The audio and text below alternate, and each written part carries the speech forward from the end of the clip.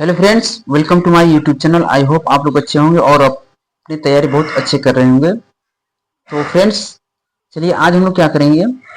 2015 सितंबर का जो हम लोग करवा रहे थे सी टेट का प्रीवियस पेपर, आज हम लोग करेंगे हिंदी का। CDP और EVS मैंने कंप्लीट कराया था, हिंदी हमारा रह गया था।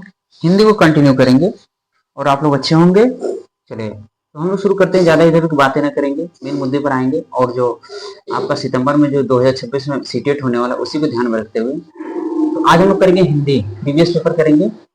देखिए पहला इसमें यानी कि देखिए पैराग्राफ पढ़ करके आपको आंसर देना है, ठीक। तो आप क्या करेंगे पेपर में, अगर मान लीजिए कि आप वो पैराग्राफ पढ़िएगा, दो तरीका होता है। एक पैराग्राफ को पढ़ फिर क्वेश्चन करिए, फिर क्वेश्चन एक होता है कि समय बचाने के लिए क्वेश्चन को पढ़िए, उसके बाद पैराग्राफ में देखिए कहाँ दिया है तो ढूंढना शुरू करिए। चलिए हम इधर की बातें नहीं करेंगे, मेन सवाल पाएंगे हम लोग। क्वेश्चन नंबर 91 यानी 91 कराए थी। 91 नंबर क्वेश्चन कराए, देखिए मनुष्य को बाहरी सुख क्यों लुभाते हैं। पहला ऑप्शन रहा है कि ऑप्शन ए संपन्नता के लिए, बी कराए भरे पूरे जीवन के लिए, और सी कह रहा अच्छे जीवन के लिए, और डी कह रहा आराम के लिए। अगर देखा जाए तो ऑप्शन सबसे बेस्ट हो जाएगा, सी आपका राइट हो जाएगा। थोड़ा सा इसमें समझ लेते हैं हम लोग। मनुष्य को बाहरी सुख अच्छे जीवन के लिए लुभाते हैं, परंतु महत्व इस बात पर होता है कि हमने अपने जीवन का लक्ष्य प्राप्त कर लिया है या नहीं।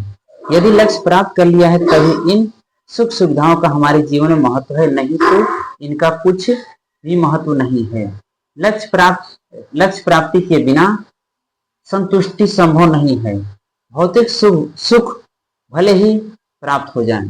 आई होप आपको ये चीज समझ में आ गया होगा। आगे हम लोग बढ़ेंगे। क्वेश्चन नंबर 92 का है कि जो व्यक्ति रचनात्मक कार्य करने में समर्थ हैं, देश वाक्य में रेखांकित शब्द के स्थान पर कौन सा शब्द प्रयुक्त नहीं किया जा सकता है। ऑप्शन ए कह रहा है कि क्षमतावान, ऑप्शन बी सक्षम, और ऑप्शन सी कह रहा है शक्तिशाली, और डी कह रहा है कि सामर्थ्यवान। अगर देखा जाए तो इसमें आपका सी ऑप्शन राइट हो जाएगा, शक्तिशाली। अब थोड़ा समझते चलेंगे इसको, एक्सप्लेन को।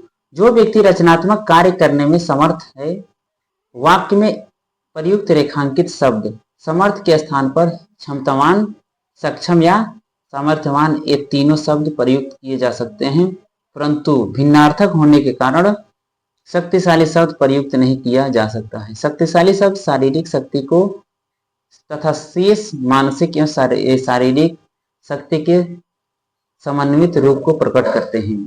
तो उम्मीद होगी चीज आपको समझ में आया होगा। आगे हम लोग बढ़ेंगे। क्वेश्चन नंबर देखिए आपका 93 आता है। क्वेश्चन नंबर 93 करा है कि प्रतिष्ठा के अंबारों से लाद दिया जाता रेखांकित का तात्पर्य है। ऑप्शन ए कह रहा है ढेर से, ऑप्शन बी आभार से, ऑप्शन सी कह रहा है कि कृतज्ञता से, और ऑप्शन डी कह रहा है कि भार से। तो इसमें अगर देखा जाए तो आपका ऑप्शन आपके ये राइट हो जाएगा, ढेर से। थोड़ा समझते चलेंगे। कह रहे कि प्रतिष्ठा के अंबारों से लाद दिया जाता है, वाक्य में रेखांकित शब्द अंबारों से का आशय ढेर से। इस शब्द से अत्यधिक सम्मान की ओर इंगित किया जा रहा है, ठीक। चलिए आगे हम लोग बढ़ेंगे। क्वेश्चन नंबर 94 यानी 94 देखेंगे। भली भांति निर्वाह कर चुका था, उपर्युक्त वाक्यांश में क्रिया विशेषण है। तो ऑप्शन ए कह रहे भली भांति, ऑप्शन बी कह रहे निर्वाह, ऑप्शन सी कर चुका, और ऑप्शन डी भली। इसमें देखा जाए तो ऑप्शन आपके ए राइट हो जाएगा। कह रहे कि भली भांति निर्वाह कर चुका था, इस कह रहे वाक्य में भली भांति शब्द युग्म क्रिया विशेषण है, जो निर्वाह करना क्रिया की विशेषता बता रहा है। यह रीतिवाचक क्रिया विशेषण है। क्रिया विशेषण मुख्यतः 4 भेद होते हैं, जो इस प्रकार। पहला है कालवाचक क्रिया विशेषण, दूसरा स्थानवाचक क्रिया विशेषण, और तीसरा है रीतिवाचक क्रिया विशेषण, और चौथा है परिमाणवाचक क्रिया विशेषण। देखिए आपको यहाँ से कितने अच्छे अच्छे पॉइंट मिले कि विशेषण के प्रकार बता दिए, ठीक। आप ध्यान रखिएगा। आगे हम लोग बढ़ेंगे। क्वेश्चन नंबर हमारा 95 कह रहा है कि महत्वाकांक्षा किन शब्दों से मिलकर बना है? ऑप्शन ए कह रहे महत्व प्लस आकांक्षा, ऑप्शन बी महत्व प्लस आकांक्षा आकांक्षा, और सी कह रहे महत्व प्लस कांक्षा, और डी कह रहे महत्व प्लस आकांक्षा। अगर देखा जाए तो आपका सबसे बेस्ट आपका ये राइट है, ये ऑप्शन सही है। करें इसमें महत्व प्लस आकांक्षा, करें महत्वाकांक्षा शब्द महत्व प्लस आकांक्षा शब्दों से मिलकर बना, शेष शब्द त्रुटिपूर्ण यानी गलत है। चलिए क्वेश्चन नंबर 96 कराए कि भौतिक लाभ किन्हें नहीं लुभाते हैं? ऑप्शन ए कराए कि सामर्थ्यवान लोगों को, और ऑप्शन बी करे जीवन का लक्ष्य पूरा करने वालों को, ऑप्शन सी कह रहे रचनात्मक कार्य करने वालों को, और डी कह रहे कि धन संपन्न लोगों को। तो ऑप्शन अगर देखा जाए तो सी आपका बेस्ट हो जाएगा, रचनात्मक कार्य करने वालों को। अब सी के एक्सप्लेन को देखेंगे कि जो व्यक्ति रचनात्मक कार्य करने में समर्थ है उन्हें भौतिक स्थूल लाभ अथवा प्रलोभन न तो लुभाते और नहीं प्रोत्साहित करते हैं। तो आई होप आपको ये चीज समझ में आया होगा। आगे हम लोग पढ़ेंगे क्वेश्चन नंबर 97। फिर पूंजी का रचयिता कार्ल मार्क्स कथन से संकेत मिलता है कि पूंजी का क्या अर्थ है। ठीक, तो ऑप्शन एक ये हो जाएगा एक विचार, और बी कह रहा है कि एक ग्रंथ, और सी कह रहा है कि विरासत, और डी कह रहा है धन संपत्ति। तो इसमें अगर देखा जाए तो आपका बी आपका राइट हो जाएगा। कह रहे पूंजी का रचयिता कार्ल मार्क्स कथन से संकेत मिलता है कि पूंजी का अर्थ है ग्रंथ से है, यानी पूंजी का अर्थ किसे है? ग्रंथ से है। अब ध्यान रखिएगा, कार्ल मार्क्स ने दास कैपिटल नाम से पुस्तक लिखी। यह कैपिटल का अर्थ पूंजी है।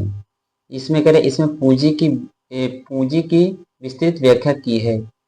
करें यहाँ पूंजी से इसी पुस्तक दास कैपिटल की ओर संकेत मिलता है।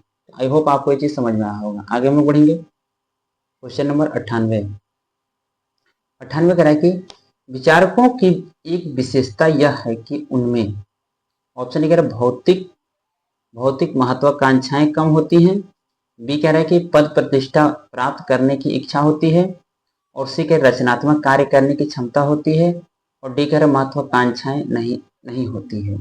ऑप्शन अगर देखा जाए तो ये आपका सबसे बेस्ट हो जाएगा, ये वाला आपका राइट हो जाएगा कि भौतिक महत्वाकांक्षाएं कम होती है। थोड़ा सा समझ लेते हैं एक्सप्लेन को।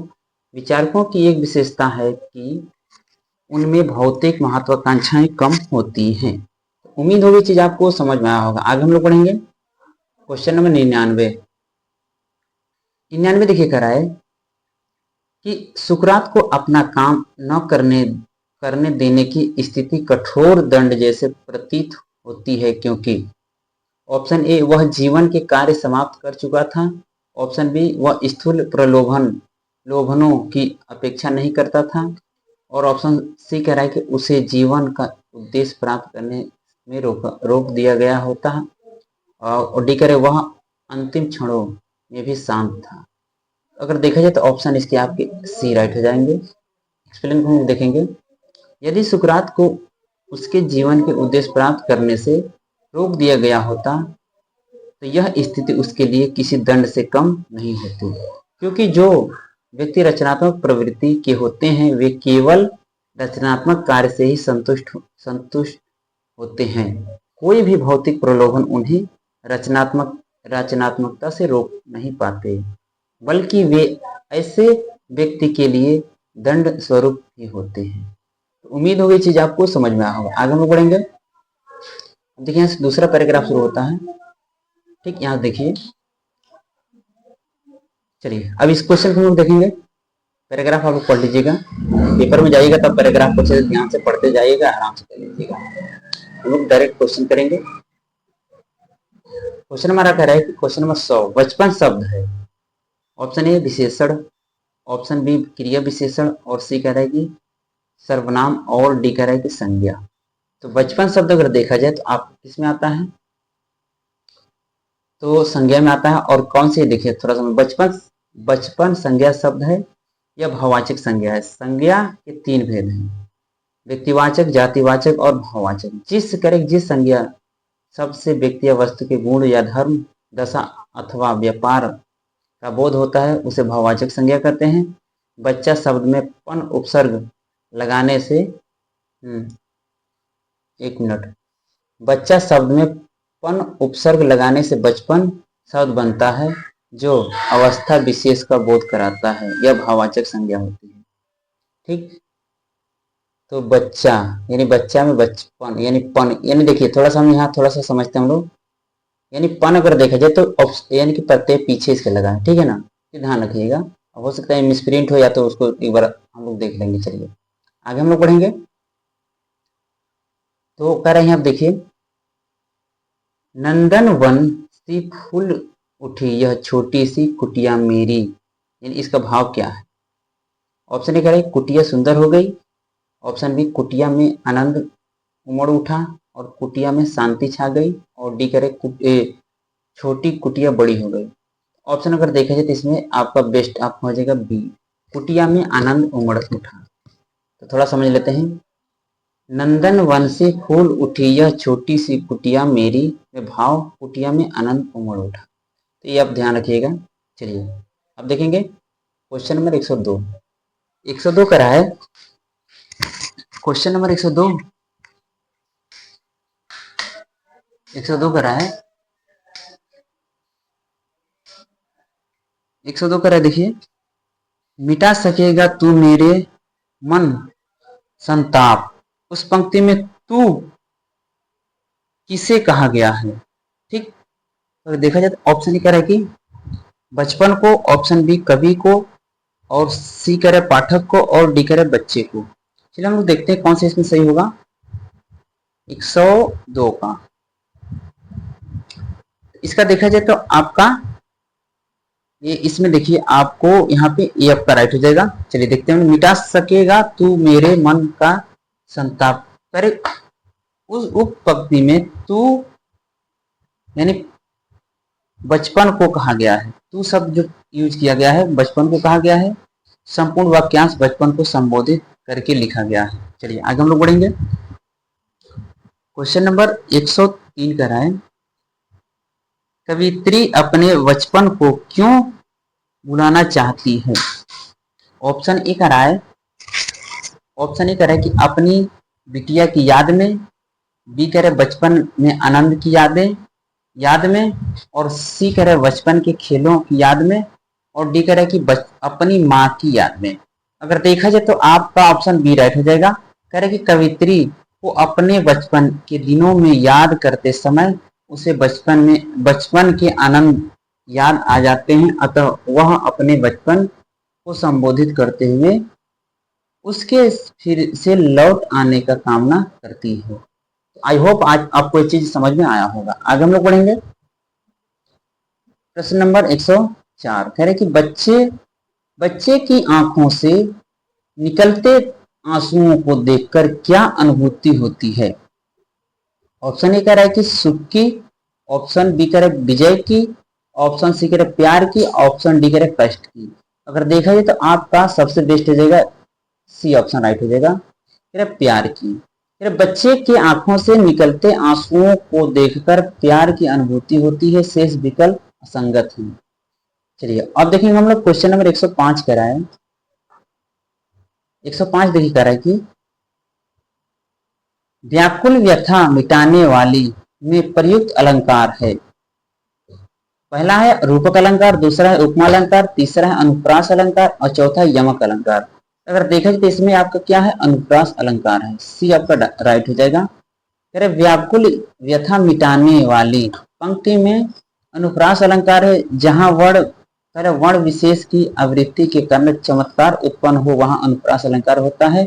वह वर्ण की आवृत्ति हुई है, अतः यहाँ अनुप्रास अलंकार। ठीक, चलिए आगे हम लोग बढ़ेंगे। आगे बढ़ते हम लोग क्वेश्चन नंबर 106 हम लोग देखेंगे।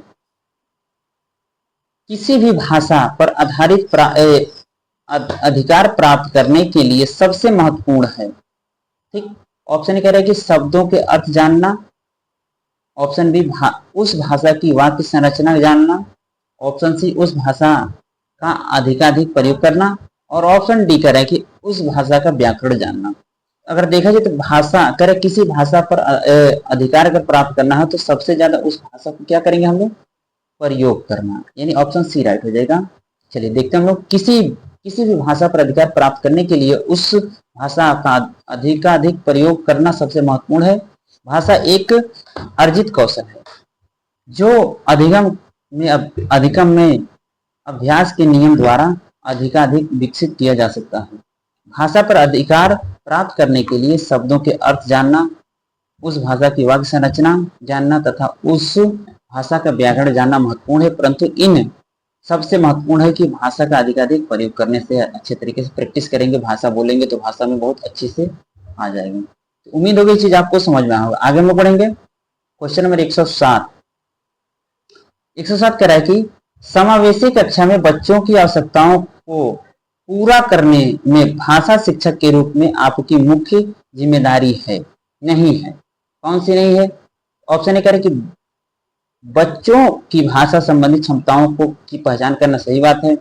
ऑप्शन बी कह रहे बच्चों की विभिन्न प्रकार की दृश्य श्रव्य सामग्री उपलब्ध कराना, ये भी सही है। चलिए आगे में बढ़ेंगे। और ऑप्शन सी कह रहा है कि बच्चों का आकलन करते समय अति उदार होना बनना, और डी कह रहे कि विभिन्न आवश्यकताओं वाले बच्चों के लिए उपलब्ध संसाधनों की खोज करना। तो जो निगेटिव पूछा था तो ये वाला ऑप्शन सी नहीं होगा, यानी ऑप्शन ए आपका सी हो जाएगा। अब देखिए कह रहे हैं, थोड़ा समझ लेते हैं। समावेशी कक्षा में बच्चों की आवश्यकताओं को पूरा करने की भाषा शिक्षक के रूप में मुख्य जिम्मेदारी होती है कि बच्चों की भाषा संबंधी क्षमताओं की पहचान की जाए, बच्चों की विभिन्न प्रकार की दृश्य श्रव्य सामग्री उपलब्ध कराई जाए तथा विभिन्न आवश्यकताओं वाले बच्चों के लिए उपलब्ध संसाधनों की खोज की जाए।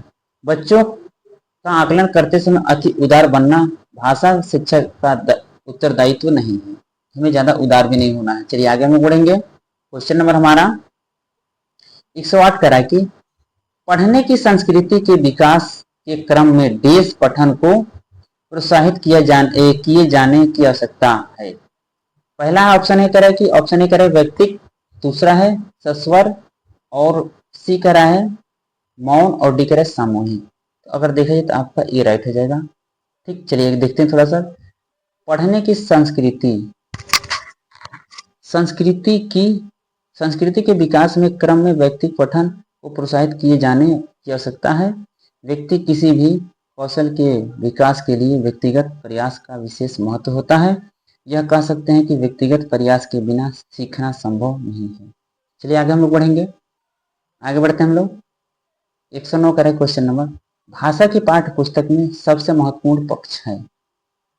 ऑप्शन ए करें आकर्षक चित्र, ऑप्शन बी करें पाठों का उद्देश्यपूर्ण चयन, और ऑप्शन सी करें अभ्यासों की बहुलता, और डी करें कागज की गुणवत्ता। अगर देखा जाए तो आपका सबसे बेस्ट आपका बी राइट हो जाएगा, पाठों का उद्देश्यपूर्ण चयन।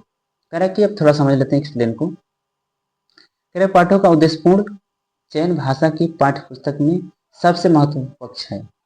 भाषा की पुस्तक का गठन इस तरह होना चाहिए कि प्रत्येक पाठ किसी न किसी उद्देश्य की पूर्ति कर किसी न किसी भाषाई कौशल का विकास कर सके। जैसे किसी पाठ से उच्चारण की शुद्धता, किसी से शब्द भंडार में वृद्धि, किसी से वर्तनी की शुद्धता, और किसी से वाक्य गठन आदि भाषाई कौशल का विकास हो। आई होप ये चीज आपको समझ में आया होगा। आगे हम लोग पढ़ेंगे क्वेश्चन नंबर 110। 110 कह रहा है कि समग्र भाषा पद्धति पर आधारित कक्षा। ऑप्शन ए करे कि गतिविधियों के आयोजन पर बल देती है, और बी करे बच्चों के भाषाई विकास के स्पष्ट समझ पर बल देती है, और सी करे बाल साहित्य को पढ़कर सुनाने पर बल देती है, और डी करे सभी भाषाओं को सीखने में बल देती है। अगर देखा जाए तो आपका सबसे बेस्ट आपका बी राइट हो जाएगा, बच्चों के भाषाई विकास की स्पष्ट समझ पर बल देती है। अब यहाँ कर थोड़ा सा समझ लेते हैं। समग्र भाषा पद्धति पर आधारित कक्षा बच्चों के भाषाई विकास की स्पष्ट समझ पर बल देती है। आई होप आपको ये चीज समझ में आया होगा। आगे हम लोग बढ़ेंगे क्वेश्चन नंबर 111। 111 कह रहा है कि विद्यालय के बाहर का जीवन और वहां प्राप्त ज्ञान एवं अनुभव भाषा सीखने के लिए आवश्यक प्रेरणा देते हैं, क्योंकि ऑप्शन ए कह रहा है कि मानक वर्तनी का सम्यक ज्ञान मिलता है, बी कह रहा है कि लेखन की विभिन्न शैलियों का परिचय मिलता है, ऑप्शन सी कह रहा है कि समृद्ध भाषाई परिवेश मिलता है, और ऑप्शन डी कह रहा है कि इससे व्याकरणिक नियमों की जानकारी प्राप्त होती है। चलिए आगे हम लोग बढ़ेंगे, देखते हैं कौन सा ऑप्शन सही है इसमें। तो आपका हो जाएगा सी राइट हो जाएगा। विद्यालय के बाहर जीवन और वहां प्राप्त एवं अनुभव भाषा सीखने के लिए आवश्यक प्रेरणा देते हैं, क्योंकि समृद्धि भाषाई परिवेश मिलता है।